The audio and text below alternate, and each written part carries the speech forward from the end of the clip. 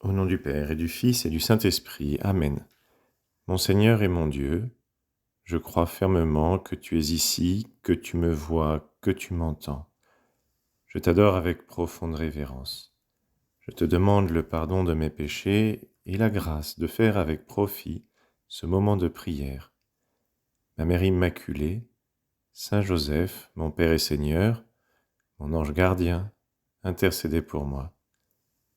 Viens Seigneur Jésus, viens nous convertir. Seigneur, qu'est-ce que ça veut dire être chrétien ? Alors, il y a plusieurs réponses à cela. Spontanément, on aurait tendance à dire celui qui est chrétien est celui qui est baptisé. Mais on rencontre beaucoup de personnes qui sont baptisées et qui disent elles-mêmes qu'elles ne sont pas vraiment chrétiennes. On rencontre également des personnes qui ne sont pas baptisées et qui pourtant font profession de foi chrétienne. C'est par exemple le cas des catéchumènes qui se préparent au baptême mais qui ne sont pas encore baptisés. Alors une anecdote pourra peut-être nous aider à répondre à cette question. Qu'est-ce que ça veut dire être chrétien ? Une question qui est centrale dans notre vie. Car si nous voulons être chrétiens, eh bien, cela implique de vivre en chrétien. Il y a quelques mois, quelques années, la télévision française a passé un petit reportage sur une personne, un homme, d'une 50aine d'années, qui passait par un moment très difficile. Lui et sa famille. Il était marié, il a 3 filles, et alors cet homme de confession juive, un jour, a vu Jésus dans un rêve. Et à partir de ce rêve, eh bien, il a décidé de devenir chrétien. Il s'est dit, oui, Jésus est vraiment le personnage, le Messie que les Juifs attendaient. Ça a été un moment très difficile parce que sa femme n'a pas accepté cette conversion, puisqu'on peut peut-être l'appeler ainsi, même si lui dirait plutôt qu'il s'agit de l'accomplissement de sa religion.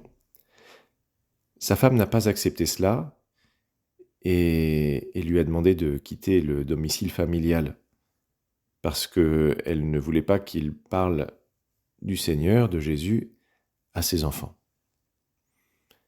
Alors cet homme passe par un moment très difficile, sa femme aussi, et bien sûr ses enfants.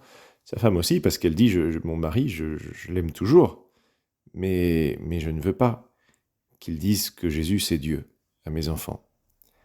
Alors dans le reportage, à un moment, on voit cet homme à Notre-Dame de Paris, c'était avant l'incendie qui l'a beaucoup endommagé.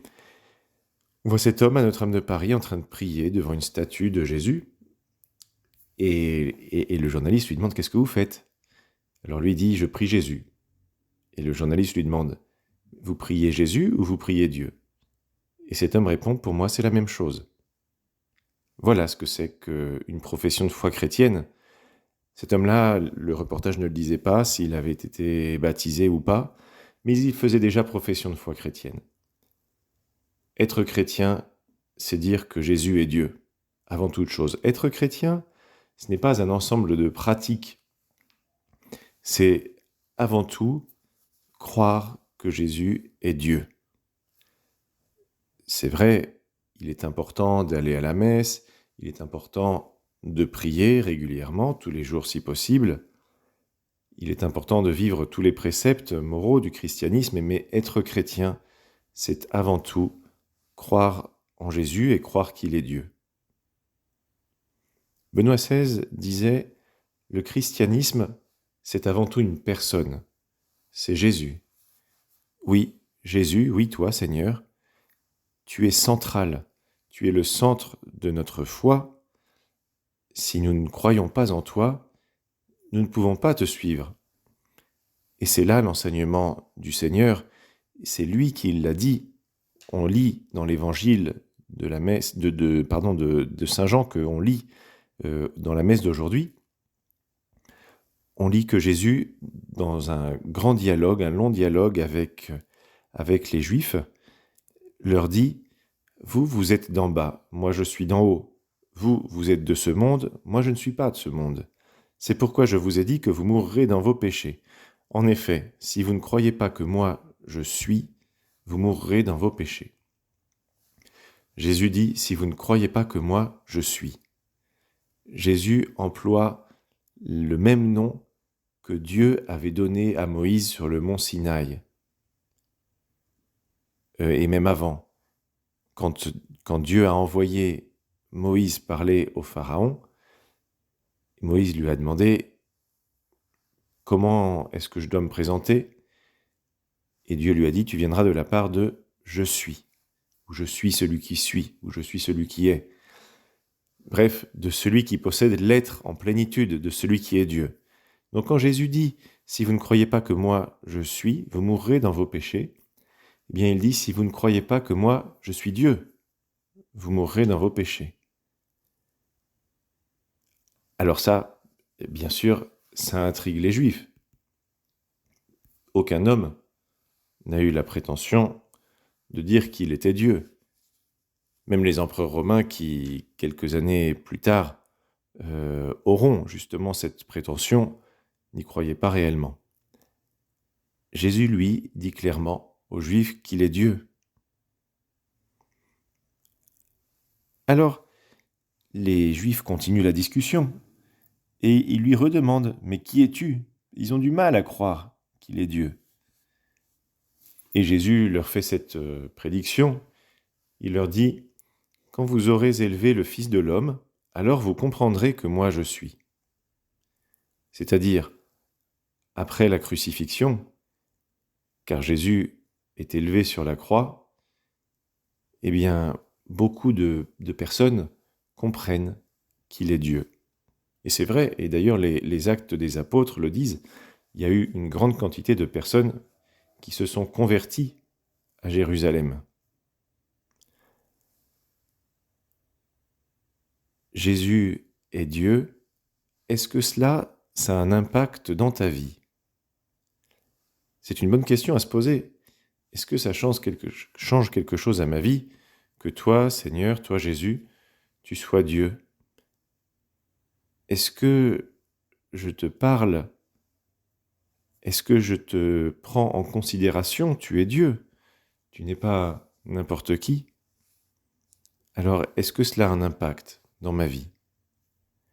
Oui, Seigneur, je sais que tu es Dieu et j'aime faire cet acte de foi.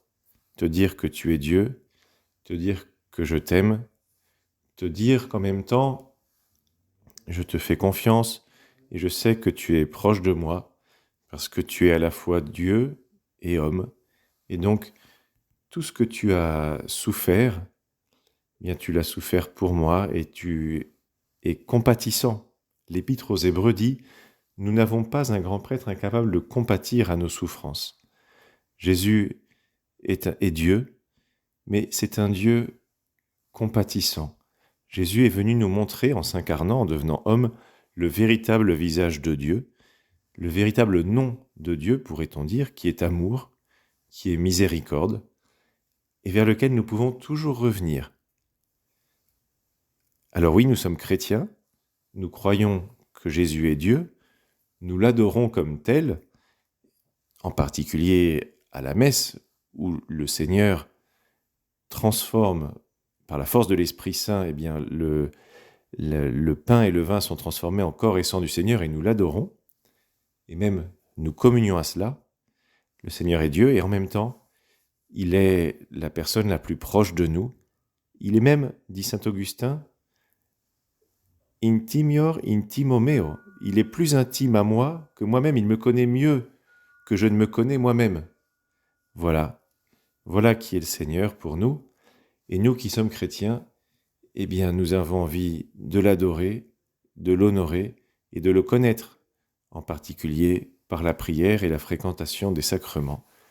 Alors Seigneur, pendant ce temps de carême, eh bien, nous te redisons encore une fois et toujours, viens Seigneur Jésus, ne tarde pas, convertis-nous, rends-nous plus proches de toi. Je te remercie, mon Dieu, des bonnes résolutions, des actes d'amour et des inspirations que tu m'as communiquées dans cette méditation. entre autres par l'intercession de la Sainte Vierge, de la Vierge Marie. Je te demande la grâce de m'aider à les mettre en pratique. Ma Mère Immaculée, Saint Joseph, mon Père et Seigneur, mon ange gardien, intercédez pour moi.